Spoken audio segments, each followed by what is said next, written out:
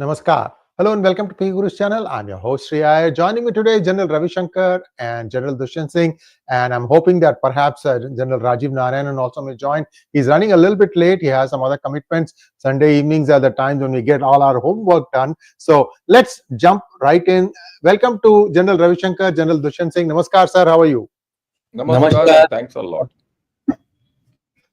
So as always, let's set the ball rolling with General Ravi Shankar. General Ravi Shankar, Dalai Lama card India has started playing, and you can see I sent you one tweet and you sent me one tweet. You can see these guys have got their knickers in a twist.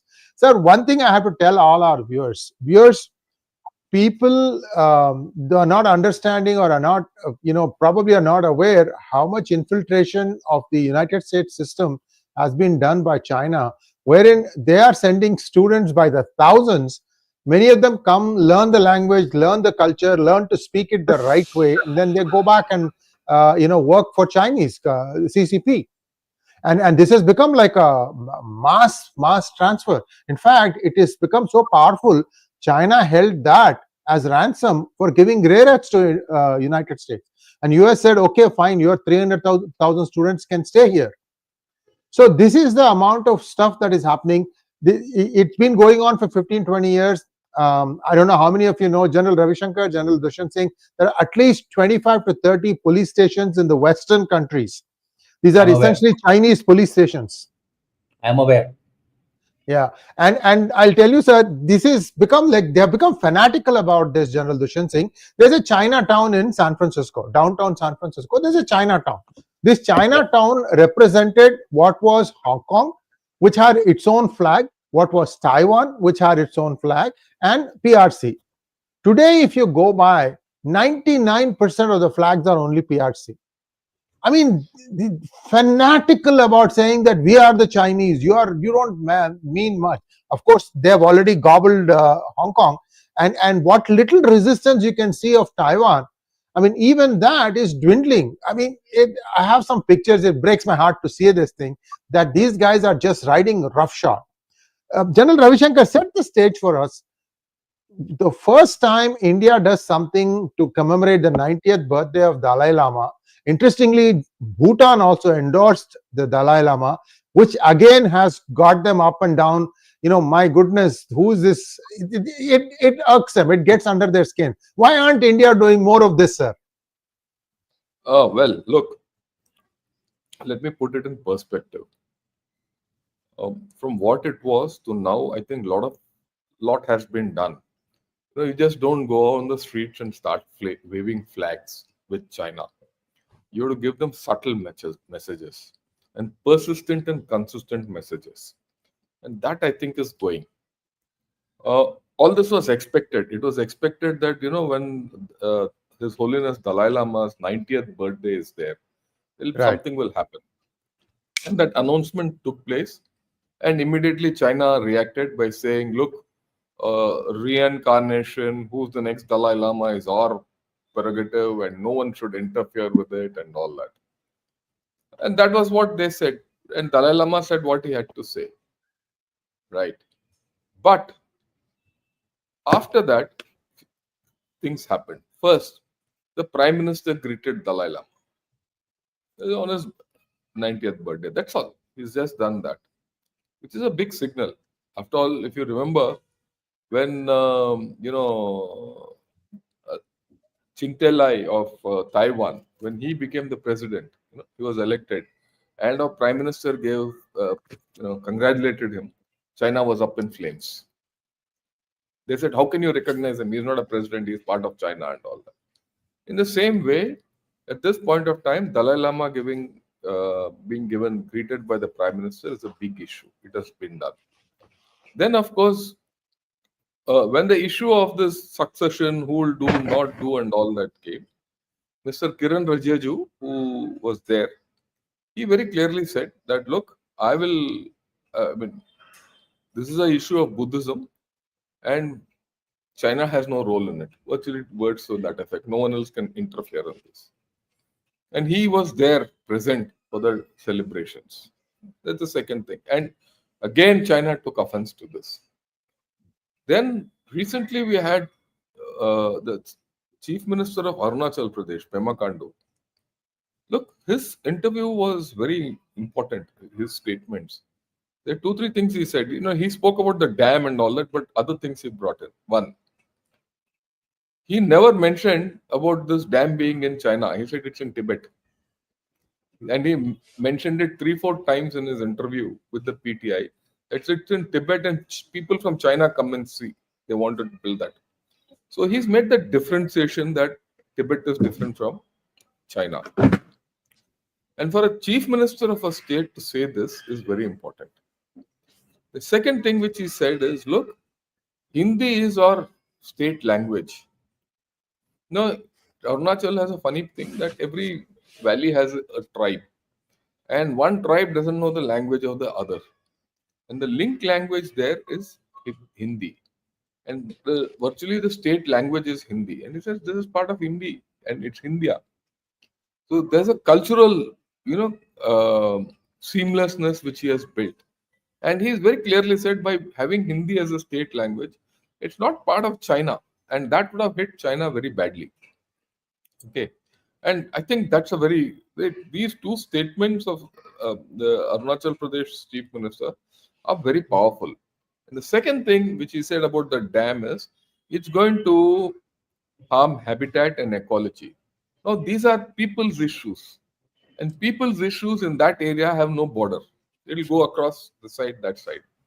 So in those sparse areas, such things going across to the other side will have ramifications.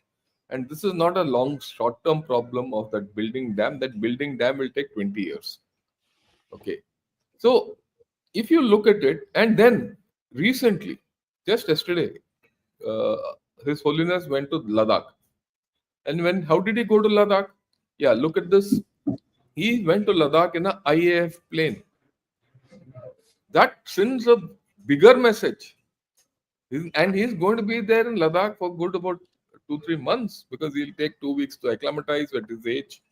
And then whatever, and he's being given VIP treatment. Right? And this picture is now all over the world. So these are very, very powerful signals which are going across to China. And naturally, the reaction today, the Chinese spokesperson has given out a very strong reaction. I request if you could put that up, in a tweet, and as to see it. So how long? It has been noted by some people from strategic and academic communities, including former officials, have made improper remarks on the reincarnation of Dalai Lama, contrary to Indian government's public stance, and everything. As professionals in foreign affairs, all that. Now, it's virtually as if, and then look at later, Chinese government attaches great importance to the protection and development of ethnic minority cultures in Xinjiang, Tibetan people, all this nonsense. Right? In reality, Xinjiang related issue is a thorn in China-India relations and has become a burden for India. Playing the Xinjiang card will definitely end up shooting oneself in the foot. Actually, they started shooting themselves in the foot. Such voluminous reactions are coming out. Right? So I think you have started the story. That's the first thing. The second is there are two issues which are going to run concurrently. One is the Dalai Lama, which is the major issue, which has a far-reaching effect. And then this dam. This dam is not going to be given away that easily. Right? It's not as if it's game, set, and match to China. There are issues.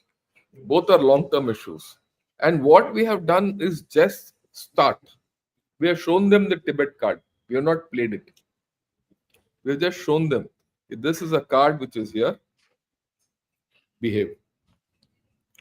And how we take it forward is a thing. And of course, I'll end my introduction by saying this has started. This whole entire Tibet card, this Tibet issue, as a matter of friction between India and China, has already started. So far, it was suppressed. Now it has come up. It's not going to go back. And We'll talk of this as we go along. So there are major issues.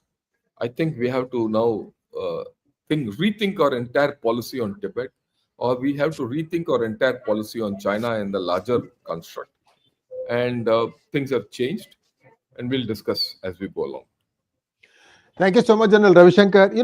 When religious heads go to a place, it is typically for a few months at a time. This has been a culture, because what happens is there is a mandala puja. 45 days is typical.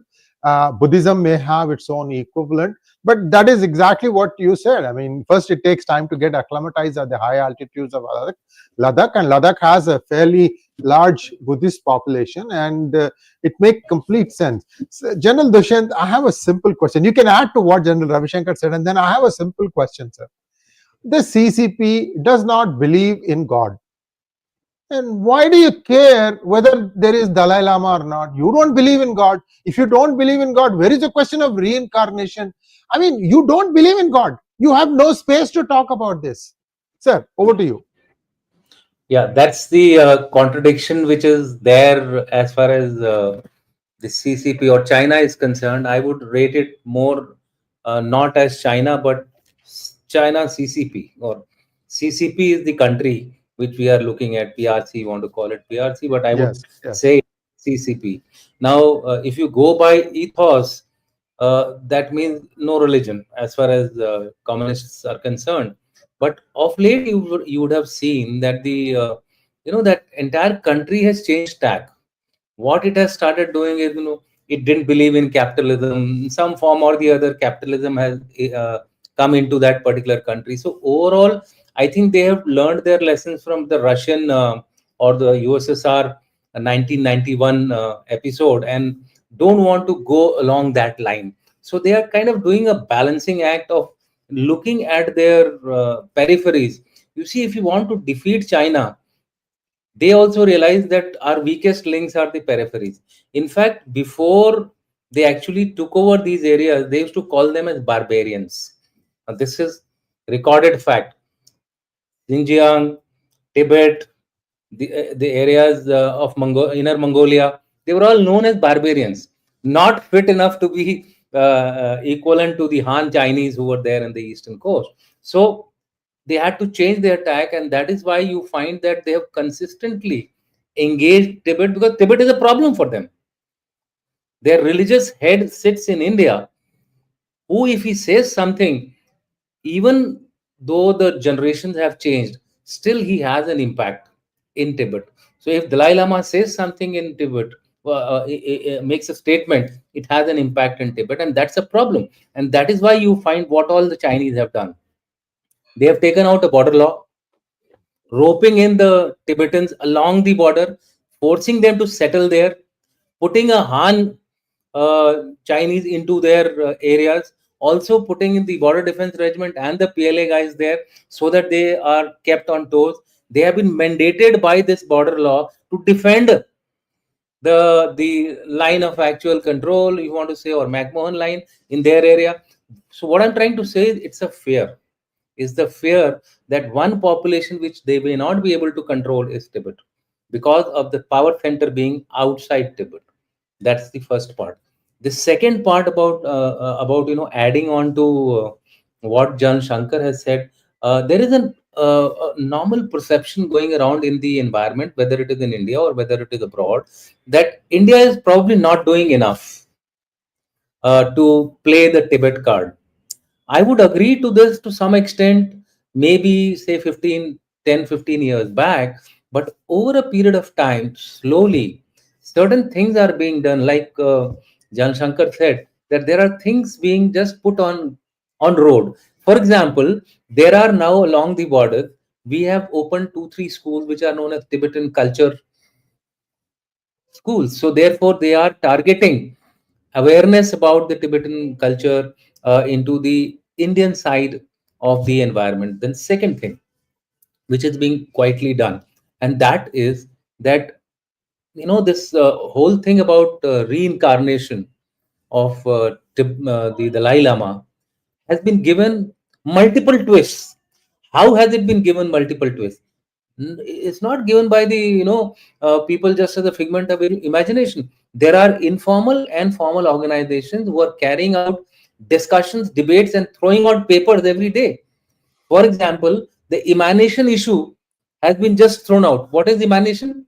Which means that the Dalai Lama can actually tell a person who is already a grown-up adult to say that my entire spirit and power have gone into this fellow, and he becomes the next Dalai Lama.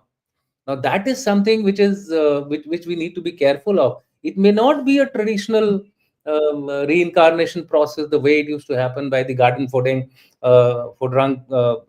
Trust carrying out this particular reincarnation. It's a very long process.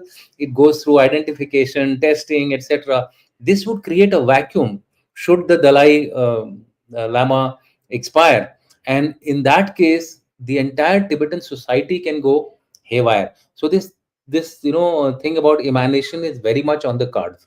In fact, he has, I believe, Rinpoche, the Samdang Rinpoche, who's on whom he has the maximum trust for the ex-prime minister of the government in exile. He has almost given everything, the entire charge of reincarnation to him. Some people say no, it's a very traditional process. There are no politics being played as far as reincarnation is concerned. Let me share it with you that politics on Dalai Lama has been going on from the time the first Dalai was, first Dalai came about. Do you know that there was one Dalai who actually took reincarnation in Mongolia? Wow, I didn't know that. And Yeah. why did it and why did it happen? It was an exchange. The Mongolians had a particular reincarnation which was in China, in Tibet, and Tibet said, "Okay, Dalai will." So it was an arrangement. It was a political arrangement. That is why you find why Dalai Lama has given a statement that Tibet, my reincarnation would be in free world. In this, there are a number of options which people are now debating upon. Like, for example, will it be in India? Will it be outside India? Now, this narrative is being thrown out by these informal organizations. I have taken part in almost 3-4 discussions just prior to this particular show, where and before the 90th birthday. In fact, 2 days before the 90th birthday, by the end of this year, there'll be a 8-volume book coming out on Tibet and being written by none other than Mr. Neeraj, who is Joint Secretary East.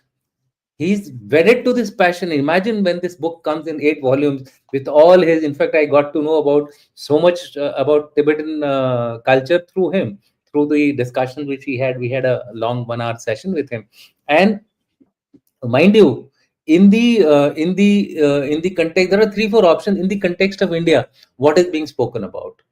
Will he take birth in India? So if he takes birth in or reincarnation in India, if he reincarnates in India, will it be in Tawang or Kameng, West Kameng as they call it? Will it be in Ladakh? Will it be somewhere around Dharamshala? Will it be Bhutan? Now, these narratives are going for what? They are going to rattle the Chinese. So these are being quietly pushed into the environment.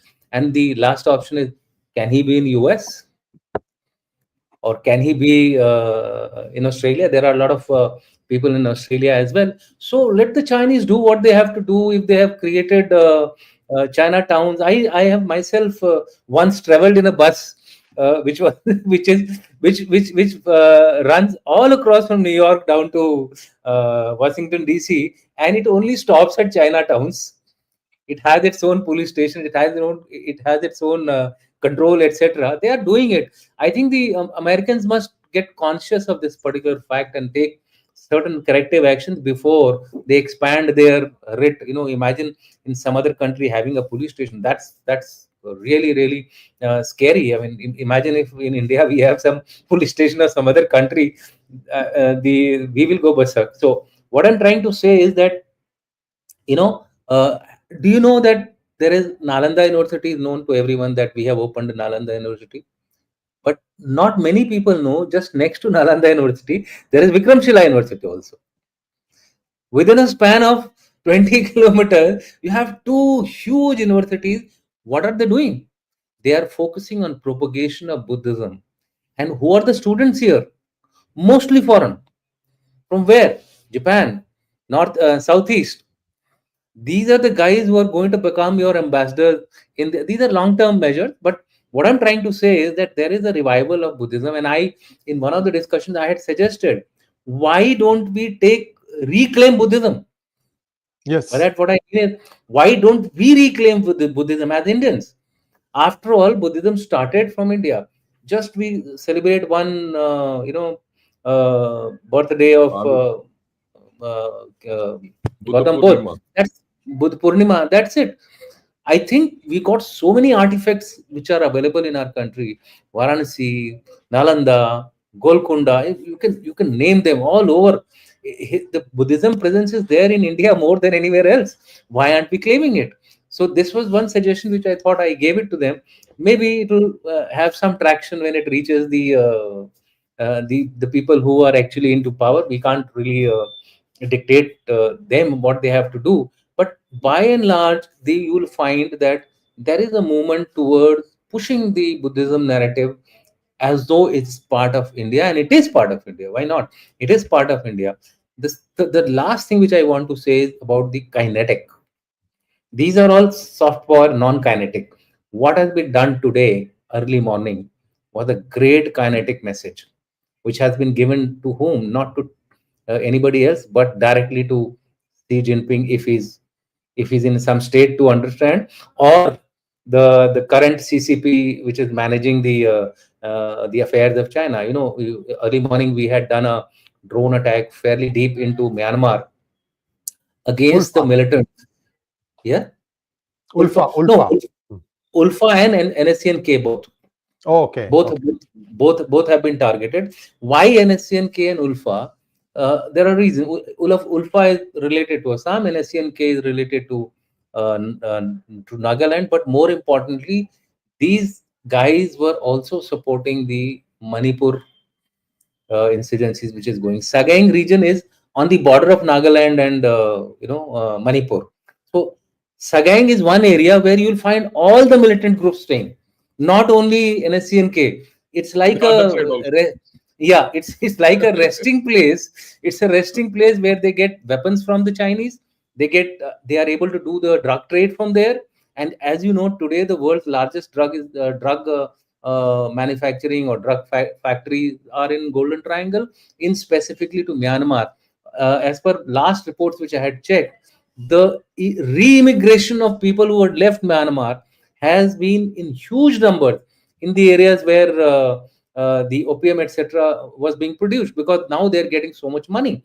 So today, that's the source of global narco trade, and narco trade leads to narco terrorism. So therefore, India had to do some proactive action. It is the first time, and I will end with this, is that the famous slogan which we have, कि छेड़ोगे तो छोड़ेंगे नहीं. This time it is, जब हमारा mood करेगा तब हम आपको छोड़ेंगे नहीं. In the sense that moment we get to know that you have started doing your nefarious activities, we will preempt you. It was a preemptive strike, not done till date. It's a message which has been given. I think the Chinese must be reading it in a little more detail. Tomorrow they might come up with some kind of a response to this.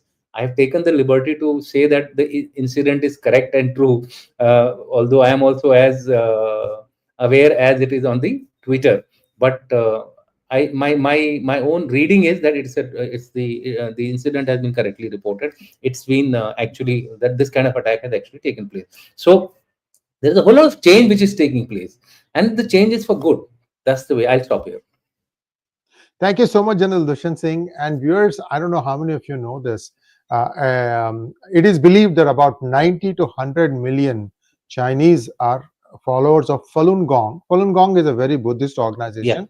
It is also believed that most of them practice vegetarianism. And an interesting statistic came out that if you want to have body parts changed, there are two big requests from the rich people who want these things changed. One is that they need a pure Muslim's organ, or the other is a pure vegetarian's organ. It's so morbid, just the thought. And this is how it is. I mean, China has the most advanced organ plant or organ change program, most advanced hospitals you can think of. So Falun Gong is about 90 to 95 million, and then I'm also told about 10 to 15 million is also Christian along the coast, because that's where Christianity tried to put its roots down. So China, even though we might say that it's all run by CCP, it's communist, it doesn't have a god, there are people who are still practicing the religion. Maybe it's not coming out in the open, and I don't think the CCP can tamp it down. They've tried it. General Ravi Shankar, now that Dalai Lama, his successor that the Chinese chose, is supposed to be 36 years old now. Now, this is where the interesting thing comes.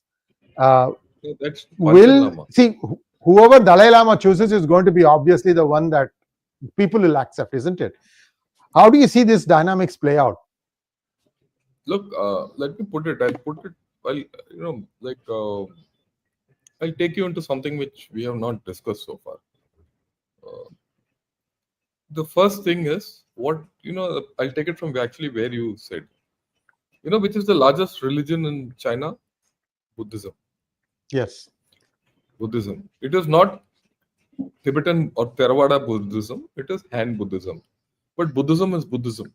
So correct. The influence of Buddhism is there.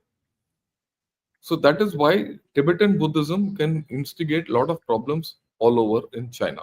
That's the first thing which we should understand. The second thing is this problem can restart. You go back till 2008. Buddhism was quite violent.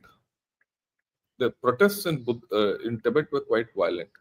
When did they stop? They stopped when 2008 Beijing Olympics. Beijing Olympics was supposed to be a coming out party for China, and everyone said no, take the Tibetans out of the equation, and everyone left the Tibetans, including India. Let me be very honest, because 2003 we had just concluded the MOU with China. We didn't want the Tibetans anywhere around, and that was a time when everyone hoped that China will change and things like that, and democracy will come. 20 years later, all that is gone down the drain. That's a different story. So that from 2008, you found that the Tibetan story was subdued completely. And 2017 in Strasbourg, the Dalai Lama went and spoke about his middle path and all that, and that's where we are. That's when he said Tibet is part of China and all that. All that can be reversed. So that's how the story is. But today you see a revival. You will see a revival of this whole story of Tibet. Not only Buddhism, Tibet as a whole, for few good reasons. One is that relatively China has gone weak from 2008. In 2008, the world was supporting China in all its endeavors, including within the country. Today, no one supports China. That's the first thing.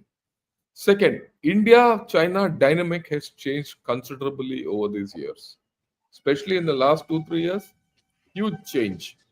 Today, most of us are antagonistic towards China, and increasingly, as I keep doing videos and I keep getting feedback from people, you realize that there's a complete antipathy towards China, and everyone says Tibet is a free state. And historically also it's been a free state, never under China. In fact, China never expanded so far. So that is coming under question, and the Chinese are hard put to justify their occupation of Tibet. I suppose in the next 2-3 years, if things go in the same way, there will be issues. That's the first thing. The next thing is this is a long game. Look, reincarnation and ultimately a Dalai Lama actually taking over reins of the Tibetan society, the Buddhist society, has always been over a decade and a half. Even if you and make emanation and all that, still it's going to take some time. It's not going to be in a hurry. So that's a very important factor. This is a long game. And China is getting into this long game when it is going down. Now, there's a difference between Xinjiang and Tibet. The vulnerability of China in Tibet is very huge, not in Xinjiang. Why not in Xinjiang? Xinjiang is, the bordered by all Muslim nations. Things can be controlled. All those Muslim nations have huge, deep linkages with, China. And China twists their tails, whether it's Kazakhstan, Turkmenistan, and all that, except Afghanistan. Afghanistan, it is paying it off. Virtually, the Afghans are, and the Taliban are put a gun to its head and blackmailing them and taking money. As simple as that. Okay. So, and Xinjiang, they're able to control that way. Here, it's not possible because Tibetan Buddhism is not practiced only in Tibet. It is practiced in Himachal, Ladakh, Sikkim, Arunachal Pradesh, huge. And there are political tones to this Buddhism in India. For example, Arunachal Pradesh, the chief minister will almost be a Tibetan Buddhist. So there's a political thing. And the Dalai Lama, the post of the Dalai Lama is always political. He is not only a spiritual head of the Tibetan Buddhists, he is also political head of the Tibetan Buddhists. So you cannot divorce politics from religion as far as Tibetan Buddhism is concerned. And that politics spills over into India. And that is the reason why China says 5 fingers, I want South Tibet, North Tibet, and all that nonsense. Because Tibet, they want to control Tibetan Buddhism, which they are not able to control. Now, this opens a can of worms for the next 5-10 years till this this is what the reincarnation issue is settled. And all this is happening with a border of 3,000 kilometers with India, which is antagonistic to China and is growing up. It has its own issues. Then you want to go and show your presence in Myanmar. So far, we didn't. What General Dushyant says, we have done something there. The Indian army and everyone is officially saying, no, we have not done anything. But Ulfa people are saying something has happened. So we'll leave it at that. It may be a covert operation and all. But that is a very strong signal. Why? It's not only drug trade. The complete rare earths, the rare earth critical minerals, dysprosium, rare earth comes from Myanmar. And where there is huge arsenic poisoning, etc., etc. Yesterday I spoke in my channel with General PC Nair. Now, the Myanmaris are not happy with this whole story because their people are getting sick. So they want to get back on, do a reversal on the critical minerals. If that happens, incidentally, those hard rare earth minerals, okay, they are all sourced from Myanmar illegally.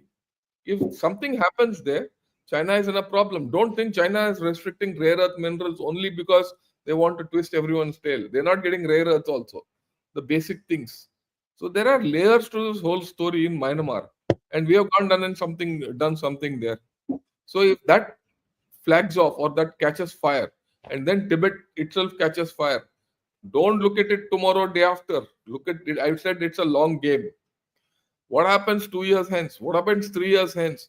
This will become a danger to the CCP rule. This threatens the CCP rule at its core. I mean, we have to understand this. You can destabilize complete China without any doubt. Okay. Then the next thing is we have to understand that China, every 20-30 years, there's an eruption in China. This is the history. You go back in 1980, Tiananmen, you go back in 2007, 2008, Tibet thing came up. You go back before that, the great, this cultural revolution and great leap forward. Before that, there was a civil war. Before that, there was a Japanese insurrection. So if you go every 20-30 years, China has had problems. Don't think China is absolutely happy, go lucky, वो CCP वो इनको freedom दे, पैसा दे देगा, ये freedom दे देंगे, and everyone is happy. It's not.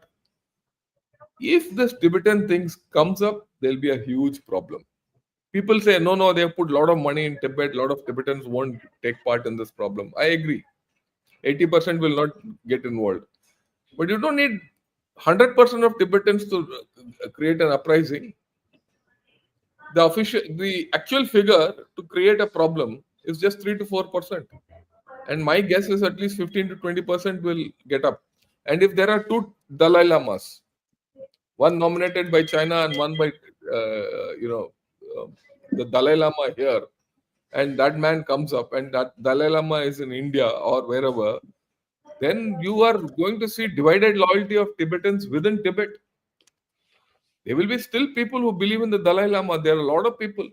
After all, when the Dalai Lama said there will be a reincarnation out in free world, he also said, I've consulted people from Tibet. I've done extensive consultations from people in Tibet. Okay, so that means what? That there are a lot of people within Tibet who will want Dalai Lama to nominate the next Dalai Lama, not China. That's why I said even if 15 to 20% of Tibetans don't go with the Chinese way of doing things, China is in trouble. And if you support it, I mean, now I'll come to what should India do? India has to make use of this opportunity, settle your rimlands. You had a push. Okay, why do you think Xi Jinping went back in 2004? They're not fools to have gone back. They must have factored this and let's build some good thing, so that the goodwill with India, so that when this problem comes up 1-2 years, we will be able to solve it across the table. Okay, you see the reactions of the Chinese. I just showed you Chinese spokesperson's reaction. You see the outpour in Global Times. You see the outpour in what the Chinese ambassador to India has said.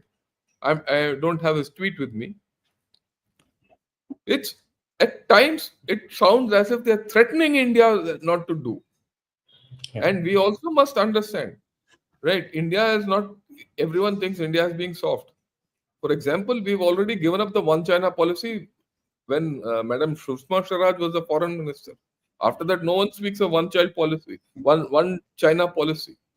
That's gone, buried as far as India is concerned. And that is why we are enhancing our relations with Taiwan. See, let me zoom out of this Tibet problem. We have this Tibet problem. We know how to handle it now. You're on top of the situation. You zoom out. You've done an outreach to Taiwan, right? Zoom out a little bit. You've done an outreach to Indonesia and Philippines and Japan, and you're part of the Quad. And all these issues which you come up, here it is, Zhu Fihong. Okay, the 14th Dalai Lama claimed that his successor will be born outside China. The truth is, Tibetan Buddhism traces its origin to Qinghai time, Plateau, all that, right? So in recent years, he has deliberately promoted his attempts to reincarnate outside China. Doesn't this exactly reflect his intention to use religion as a tool to split the country? It proves that Dalai Lama is a political exile who has been engaged in anti-China separatist activities under the cloak of religion. First class. CCP doesn't have the sole proprietary rights of politics in the world. Okay, everyone has. When they can interfere with our politics, we can also interfere in their politics. If they can get this gentleman Rajiv Gandhi, when he didn't know what he was doing, to sign a MOU with them as Congress Party, whatever he was, and Sir, you meant Rahul Gandhi. You meant Rahul Gandhi. Yeah, Rahul Gandhi, and hold it as some kind of a thing which we keep discussing. Or we can also do what we want. Yeah. Who's stopping us? And Buddhism is also there in Myanmar. Myanmar are also Buddhist. Correct. Like what General Dushyant said, we have not played our Buddhist card well. Why Gaya mein ek hi tree hai where Buddha sat. There's only one tree. Everyone knows that tree. You go to Gaya and you see Buddhist thing. The temple is not great. The temple is there. I've gone about 4-5 times to that thing. Everyone sits under the tree. People from Sri Lanka come and sit under the tree for 3 days in a row, and when that sun is beating down at 40 degrees. And if you sit for 1 hour, you get burnt. And they sit three days under that tree. Then you go to Rajgir, you go to Nalanda, you go to that entire Buddhist circuit, you go to Sarnath, you go to Vidisha. You have so much. And that, you can always roll this Buddhism with, things like Jainism and Mahavirism. That's also almost the same kind of a culture. We are not playing this card so far. Should we play this card? I have no doubts. We should. Time has come, and for all you know, we have started it. But we don't have to be in a hurry. This is going to take time. We should bide our time and play it slowly. Yeah. Thank you so much, General Shankar. I'll come to General Dushyant in just a second, and then we'll take questions, sir. We have a lot of questions. That will probably give us more perspectives. Viewers, Yeah. I don't know how many of you know this. See, in Hinduism, right, if you are having some sort of a goal in mind, and then you go and pray, usually to Ganesha, saying that if I attain this goal, I'll break 108 coconuts. So the number 108 is very sacred. Same thing in Buddhism. They say that if whatever endeavor of mine is successful, I will make 108 bows. It is a bow, it's a very traditional Buddhist form of bows. So the number 108, we know why that is. I mean, there's a rare relationship of positioning and the diameters of sun, moon, and the earth. I've said this thing many times. You all know what that is. My question to General Dushyant is, General Dushyant, the CCP has tried to Hanify, actually, Hani in Hindi is actually more what they have done. They have done this Yeah. to the Tibetan region as well as to Xinjiang. Yes. How successful have they been, especially in Tibet first? Okay. As far as Tibet goes, you have to grant one thing to the Chinese, that they have been methodically trying to extend their influence as far as Tibetan population is concerned.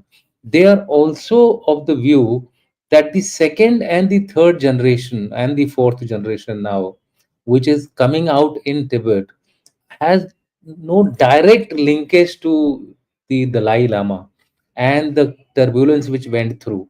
Till I think initial portions, yes, there were a lot of movement, revolution took place, people's protest took place. But I think after the Tiananmen Square incident, the way Tiananmen Square was oppressed by the Chinese, or dealt by the Chinese, there was a slow reduction, and even Dalai changed tack. You have to Dalai, in the greater interest of the people of Tibet, had actually requested or appealed to the public of Tibet that they should avoid direct confrontation, essentially purely because of the fact that he didn't want his people to die. So they have taken advantage of this, and advantage the way they are taking is, they have built a lot of infrastructure. Now anything which is built there in an area like Tibet where there was nothing, the generations which are coming later on do get impressed by such things. For example, I think it was in 2023 when they also celebrated Buddhist Day, and they had about 4 lakh Tibetans. Now 4 lakh is a large number to attend that function. Now whether that function was made to attend by force, by heralding them to go there and then listen to their Panchan Lama, etc., that I am not very sure. But the fact is, optics they are doing of this kind through the nature of government they have. So therefore they don't have to go through your spate of opposition parties, constitutions, etc., etc. So they have been quite successful, especially along the borders. They have been able to create a security wall which needs to be dealt with, and accordingly now India is trying to counter those efforts. And in this I would like to highlight a very important actor which General Shankar also mentioned, and I myself have done about 2 events with him in Delhi. That is Chief Minister Prem Khandu. We have had two seminars in which he has been very open about it, and he says Do you know Arunachal is not as rich as, say, Uttarakhand or, for that matter, Himachal, etc. But out of the 614 villages which have to be developed along the India Tibet border, 412 odd villages are in Arunachal Pradesh. And he has volunteered to take it on as the phase one of this entire initiative. And he's going at great gun. He's going at great speed to ensure that this kind of a thing happens. So there is an action being done by India, but I would say that they have been fairly successful, essentially because of policing and because of overbearing actions which they take against the people. How long will it sustain? It depends upon the actions which we in India have to take, and that will depend upon how much support we give to the Tibetology in India in the coming few years. Like I said, if we start celebrating things of Buddhism much more intensely, much more openly, much more overtly, what stops us? Gautam Buddha was our ninth, yes, ninth avatar of Vishnu, Incarnation of, yes, yes, yes, reincarnation of Vishnu. Why Because can't yes. we he play followed that out. narrative? Why can't we play that narrative? 108 vows, why have they come? They have come based on the culture from where Buddhism has actually evolved itself. So therefore, I think these narratives are not being really built upon Yeah, yeah, in yeah. that manner. I agree with you So completely. at cloth, I have taken out a compendium on Tibetology, not a big one, about 10,000 words, highlighting these small things which are connecting India with Tibet. And this in the long run, it will spread on the other side also. I'm sure we'll break through this hard, what do you call, action, military actions which they take to subdue the population of Tibet. They have been successful, but through force. That's the way I look at it. They have mandated through law, they have mandated through force, they have changed names, they are actually trying to subvert everything which is there as a master plan over a period of time. And they come out with these things, in a very, very, how do you say, a timeline manner. After 6 months, they will release another set of names. After a few months, they will give another statement on Arunachal Pradesh. And in Arunachal Pradesh, especially, they target the West Kameng area, because that area for them, This, if they this, feel that once if they get the West Kameng people to get against the India, I mean against the Indian government, they would have a great hand in assimilating Arunachal. Arunachal is in priority, but so is Ladakh. If you look at it from perspective of security, that is the security situation, Ladakh is priority one. Arunachal, they have kept it as priority two, essentially because it does not affect them from a security perspective, whereas Ladakh affects them from security perspective because of their reach towards Afghanistan, Pakistan, Central Asian region. We are also seeing that the Wakhan corridor road is almost on completion. There are some reports to this effect. So that is why you find Xinjiang and that area being given slightly higher priority. But in both the cases, India is affected. So I would grant the our adversary a little success in this arena, but we are also doing our own bit in our own way, slowly but steadily. So it's a long game. It will keep on being played. Mansarovar, we have started visiting again. So so these things will continue. Thaw will take place again. There will be some kind of a heated conflict which might take place a small level. Both know that they have to grow to a particular aim by 2047 and 2049.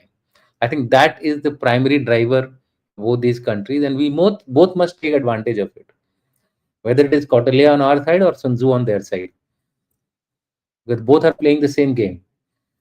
So let's also keep playing the same game. Sometimes become hard, sometimes become soft, and that's what is happening.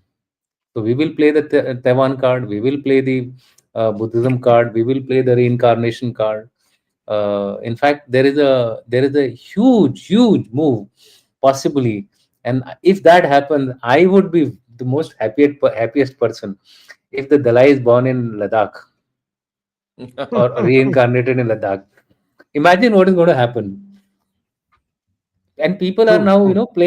playing their game, and even better, if it happens in Bhutan,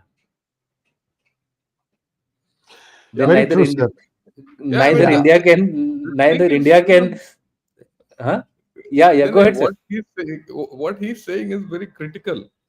The thing is, Xinjiang has got economic, all that more. That importance is more, but the Tibet is their kata. That is the problem for them, right? And the hands who are there are not fully hands. Let me also put this across. You see, a lot of hand population in Tibet are those people who come for the projects. They come to do the projects because they get extra money, extra thing, and they go back. The number of hands who completely settle in Tibet are not that much as it is made out. So the grip on Tibet is not permanent. They're not Hanizing that thing that they're Hanizing Tibet is not there. On the other hand, they're trying to suppress Tibetan culture. Now, if the Dalai Lama is from Ladakh or someplace, वो तो गए काम से. See, I'll tell. I mean, what he's saying, and let me explain to you in geographical terms. You know, Tibet has got three regions: Changtang, Kham, and Amdo. Amdo is north, Kham is the one towards Yunnan, and Changtang is to the east. Strictly speaking, in the olden days, Changtang covered right up to Ladakh and that eight Buddhist areas of Ladakh. In fact, large part. Uh, if you go to eastern Ladakh in India, I'm not right in eastern Ladakh, people say, "Ray, kahan se? Ye Changtang se. Ye Changtangi hai." Changtang is actually a part of Tibet in the olden days. So you see that cultural connect with Tibet is there.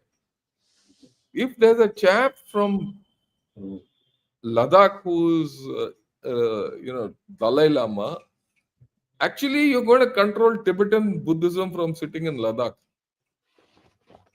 Oh, that is very dicey for China, and it's like having a dynamite under your backside. So there are issues, but at this point of time, yeah, like we have been saying, this is a long game. This is only the start. There are a lot of layers to this, and let's not forget that China is a tough country. We're going to have a tough time. It's not easy. It's not easy, but we have turned the key. Let's see whether we can open the door. Thank you so much, General Ravi Shankar. And viewers, reincarnation is real. And I've been trying very hard to get a guest on my channel. Somehow the stars haven't lined up. That's the only way I can explain it. I will get this gentleman, and you will get to see for yourself what I meant by what I just said. Let's take a few questions, good generals. And we have a lot of questions, as a matter of fact. Let's try to rifle through them quickly. If you don't mind, we'll just do ping pong, one to directed at each of you. Ramesh Rao, thank you so much for YouTube membership. Shiv Kumar Pandey, thank you so much. Saurabh Savarwal, this is for you, General Shankar. Your cartoons are very famous in Delhi NCR WhatsApp groups nowadays. Also, M77 UL House. No, let's just go with only one question. Okay. Yeah. M77 UL Howitzer. How would you procure from US has destroyed 7-8 targets and which you had procured? Yeah. Yeah. Sir, thanks a lot. Go ahead, thanks sir. a lot. Yeah. Thanks a lot. Yeah, that's it. Yeah, Tibetan hand guy. Thank you, General Shankar, for your unwavering support for Tibet. As a Tibetan, see, we have to start pronouncing it correctly. The first T in Tibet is soft. It's not ta. It's not ta. It's the, and then the last one is ta. That's how I have it in my 1931 map. When Tibet is referred to as in this is Devanagari, so there is no confusion about how to pronounce it. It's Tibet.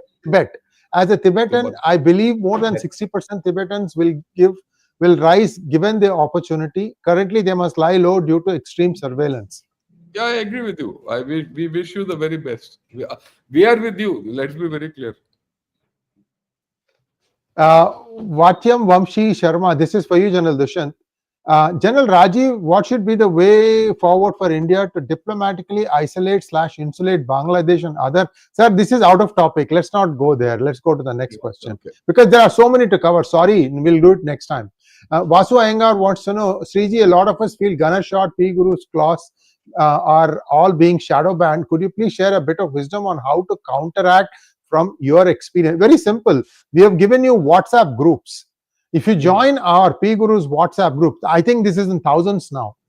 That rain or shine, you will get notification of the WhatsApp group. From there, you know the program is there. By the way, today by mistake I had said 8 o'clock, and then I changed it back to 8:30 because that pattern has to be established in everybody's mind. 8:30 p.m. Sunday, it's going to be a class / Ganeshot / P Guru's seminar, and all the other things, like for example, the engines that send this virality, they like that consistency, same set of panelists, same time of the week. So we are trying to do a few things. You can help. Just join the WhatsApp group and you will get notification. Next one, please. Correct.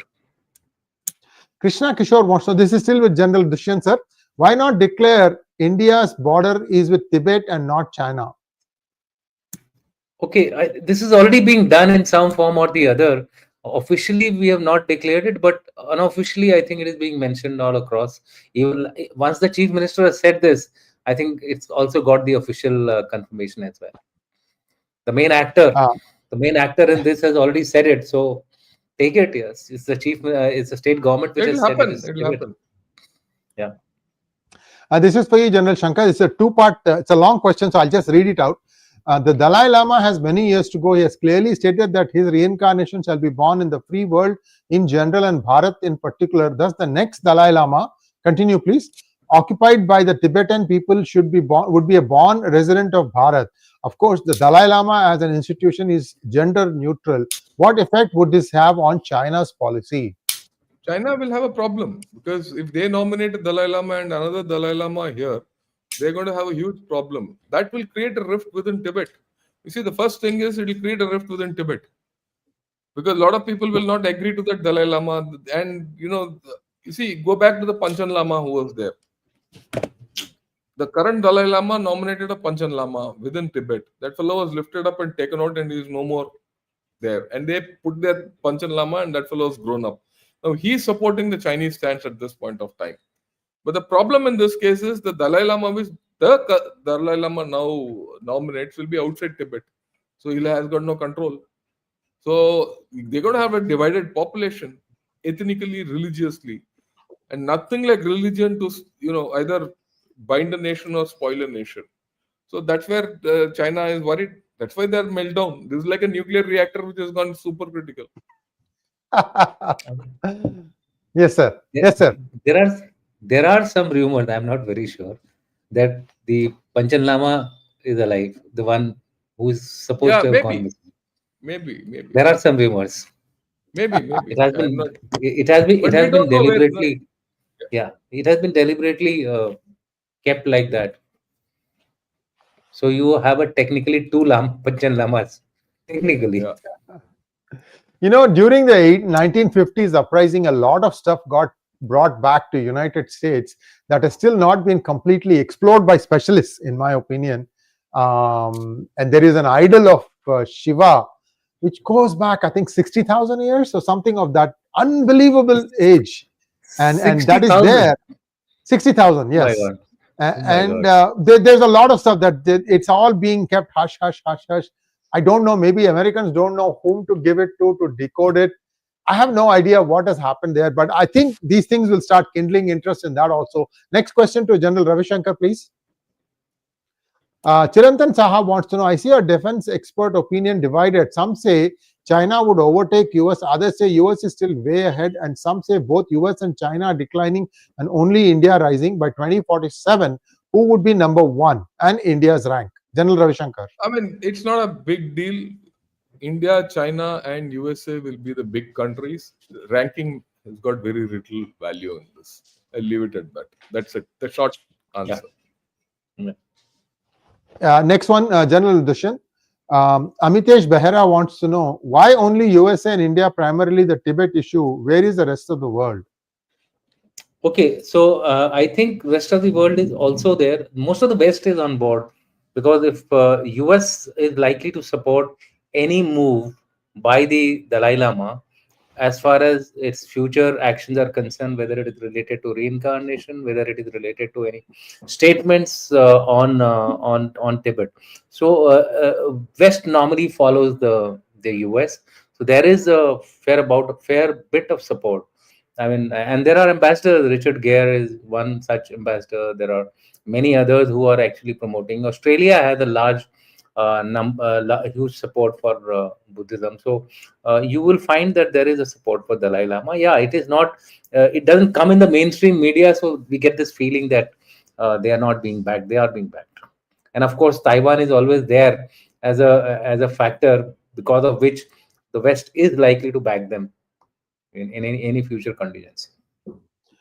Taiwan also has a fair incidence of Buddhism, viewers. Yes. I've been to Buddhist temples in Taiwan. So South Korea, like you said, South Korea, a lot of Buddhism. Japan, a lot of Buddhism. In fact, Japan has a mix of Hinduism also. Benzaitan is nothing but Saraswati, goddess It's just Saraswati. that we don't talk. Sri Lanka has one. Yes, yes. Mongolia has the other one. I mean, there are a number of countries actually. It used to be the second largest religion once upon a time. Next one, please. Ashish Hegde, General Ravi Shankar, is for you. NATO's General Mark Rutte has issued warning over China's military buildup towards Taiwan, calling the alignment between Beijing, Moscow, and other authoritarian regimes a threat to global stability. Well, it's got very little relevance, because what will NATO do here is got this thing. Yeah. NATO has to keep itself relevant, so he'll make statements. We should not pay too much attention to it. Next one, General Dushyant, for you. What do you think is the future of the CCP? Any chance of them continuing to be in power? Well, it's too early to say goodbye to them, but yes, they are in a state of turmoil, and it all depends how they come out of the current instability which they are facing due to Xi Jinping's, whether it is bad health or whether it is his losing influence. All that only time can tell. I won't hazard a guess, but I would definitely say that there is going to be a churning, and there is going to be a change very soon. I mean, that's the way the writing of the wall is. Let me plant a thought in all of our minds. Viewers, the per capita income in Taiwan is 3 times the per capita income of the CCP, China. This fact alone should rile them up, the Chinese up, saying that our system is broke. Taiwan was not a democracy to start with, but at least in the 90s, they switched to democracy, and they have taken great strides. Maybe we should become a democracy rather than be the slaves of the CCP, especially its princelings. That's it. Next one, please. Sir, one day we should look at why Kuomintang lost. See, I have read a lot of this stuff about history, the period from 1925 to 1949, when he finally, he left to Taiwan to form ROC, and he took all the cultural artifacts with him because he was sure that Mao would destroy all that stuff, destroy the entire culture. We should take a look at that because there's lots of interesting dynamics there as to what happened, who took whose side, who supported whom, who dumped whom. Very, very interesting stuff. Anyway, let's go to the next question, please. This is for General Shankar. Srinivasan Iyengar wanted to know whether Tibetans in India are granted citizenship or still living as refugees. If there is sizable number of Tibetans, can we form a small Tibetan regiment in the RB? Look, they are not granted Indian citizenship. They are still with Tibetan citizenship with some special arrangements, right? I'll leave it at that. And as far as Tibetan regiment in the army is concerned, we selectively take these people into the Indian army in some form. I won't say Indian, not in the Indian army, in the Indian armed forces in some form. And they are not formally in the Indian army. And we'll leave it at that. Yeah. Thank you. So what is ITBP, sir? This is just for my curiosity. Yeah, we'll Indo-Tibetan leave it. Border Police. We'll leave it at this point. We'll leave it. Let's say the more. Ashish Hegde wants to know. This is for General Dushyant. China shot itself in the foot by saying it's Iron Man of Pakistan. Yeah, Iron Friend. I mean, why has it shot its foot? It has been saying so for so many years. The friendship of China and Pakistan is higher than the Himalayas, deeper than the oceans. So, I mean, this has been an ironclad brother. So these are things which he has been saying for quite some time. It's not really short its foot. I mean, they are very overt about it. Let's put it this way: they are very overt about it. I thought this was Pakistan's claim. Did China also say the same thing? Yeah. They have been also. They have been both together on everything. Who will give you so much? Who will give you so much on the plate? Knowing the Chinese who charge 6%, 7% interest rates, but they are continuing to supply. Whether they're interested to test their bad weapon systems, that's a different issue. But the fact of the matter is that nobody would like to sink so much of money without having this kind of a relationship. They don't even do this to the Russians. Sajendran Nambiar, this is for you, General Shankar. All Tibet-related signals precursor to EAM's visit to China, right? Look, the External Affairs Minister's visit to China is just an event for the Shanghai Cooperation Organization. There's very little to do with Tibet and whatever is happening. There are different stories. A certain amount of whatever is happening in Tibet will have effect on Mr. Jaishankar and how he talks and all that. But Tibet is a longer range question, long game. The External Affairs Minister's visit is a short thing. We will leave it at that. Next one, please. Cold Youth wants to know. Iyer sir, please ask guests to suggest some books on China about PLA, politics, CPC, and history. General Dushyant, you first, then General Ravshankar. Yeah, as far as books go, there are. I mean, I don't offhand remember related to what I said was in December there is going to be an 8-volume book which is coming out, and that has A to Z everything about Tibet. Wait out for this book before reading anything else. This man is a plethora of knowledge. When I say plethora, I mean I think he knows even every stone related to Tibetan culture. So wait for him. His name is Mr. Neeraj Kumar. This book is very likely to come out soon. And if you want to know more, just go to the clause.co.in site. We are taking out every, I think, month a book on Tibet, essentially related to capturing the entire Tibetan culture, the Tibetan influence, and how India can actually leverage them. General Shankar. Look, when you want to read about China and Tibet and all, there are 3-4 areas which you have to read. One is Tibet. To start with, you can read Henrik Herrer's 7 Years in Tibet. It will give you some idea. And then go on to other books on Tibet, right? Then the second thing which you need to read is India-China history. India-China, you can, there's so many books on India-China 62 war, right from regular J.P. Dalby's and then Maxwell. 1962 you must read. The third thing is about China itself. The thing with China is that history is not very well, represented because the communist history is now not fully declassified. There are a couple of books by a chap called Frank Dicotta. Right? You read his books. It'll give you a good idea about China. Okay. On PLA, you will not find many books. You will not find because they are all part of the CCP and that Frank Dicotta book will give you some idea. These are some. Otherwise, there are a lot of Westerners who have written a lot about China.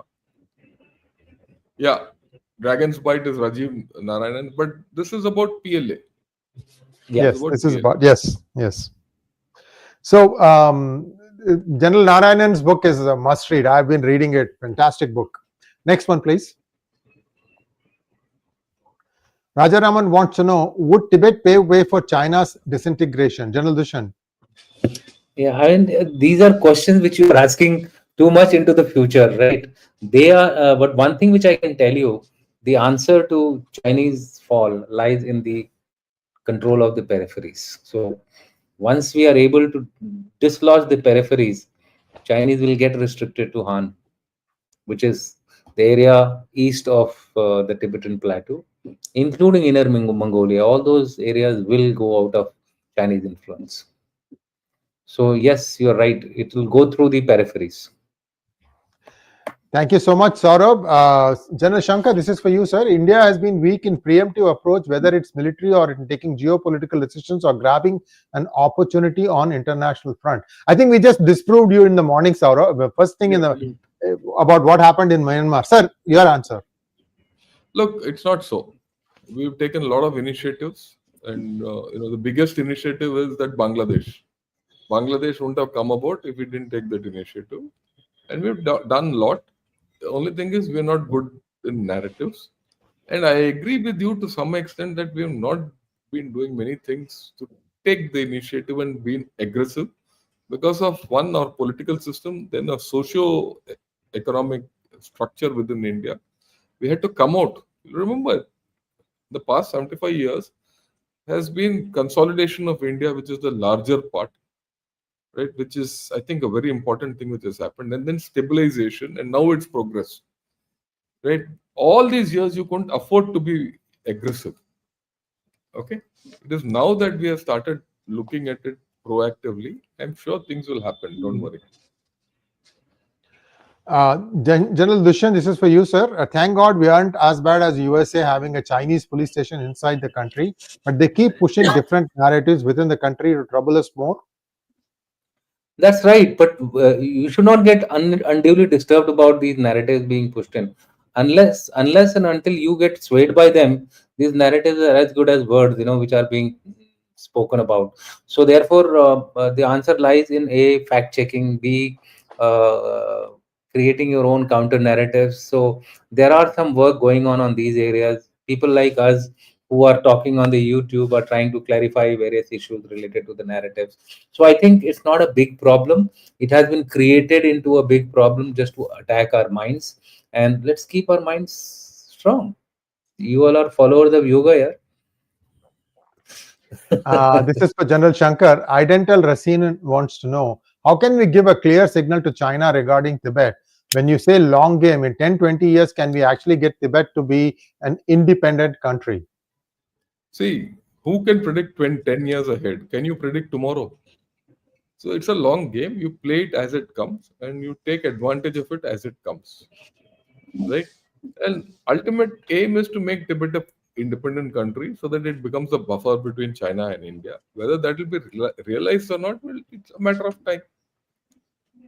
Time will have to tell. This is something you can't really put out very clearly. Yeah. Saurabh wants to know, question to both the generals. General Dushyant first. Can we say for Xi Jinping, Thakur, to gayo? This is a Karan Arjun dialogue. What Okay, difference does it make? Another clown will come and sit there. I don't see any difference. That's what I'm saying. This guy has been discussed, I think, more than what he deserves. I mean, that's my short answer to it. Yeah. Next question from Art Here C. Clark.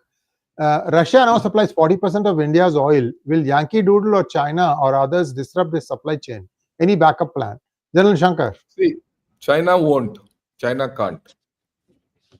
Okay. Trump is trying. I don't think he can. We leave it at that. Yeah, and we are having Venezuelan deals which are coming up. We have other things also. Yeah. We also got Guyana now, I think, and Trinidad Yes. also probably might be in play. Suriname has found oil. India itself has found oil in Andaman, which is why the Chinese spy ship is scurrying about there. So I must share this thing about the Andaman. The other day I was listening to somebody big, And what he said was that, the reason why we were not able to find oil in our country was that for the last, I think, 20-30 years, we did not explore enough. Yes. And the government has changed that track, and they have started now investing hugely, including foreign direct investment, into exploration. And that is the reason why we struck some kind of oil in Andaman. Time will tell how much of the storage, etc., is there. But the assurance given was that it's going to be huge. Let's see. So it's a deep sea fishing oil drilling. It's not a Yeah, trivial task. It's going to be quite absolutely. intensive. Quite, yes. Yeah. So next question, last question for General Dushyant Singh. Thank you so much, Gehra Rajika Anmol Tattu. Why can't India use why can't India use proxies to create security issues within China the way China uses RM? How do you know we are not? Okay. Okay.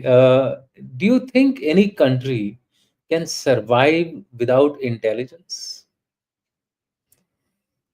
3,000 years back, we were doing this job very effectively. Have we lost the art, or have we forgotten this art?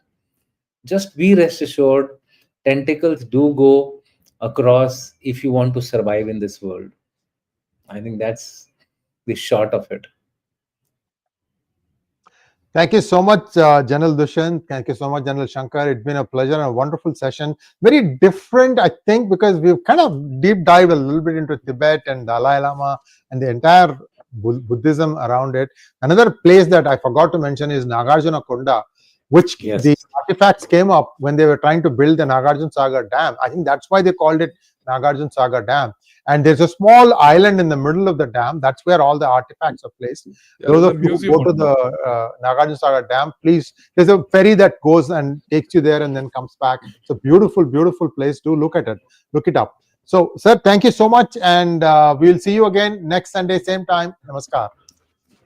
Thank you. Yeah.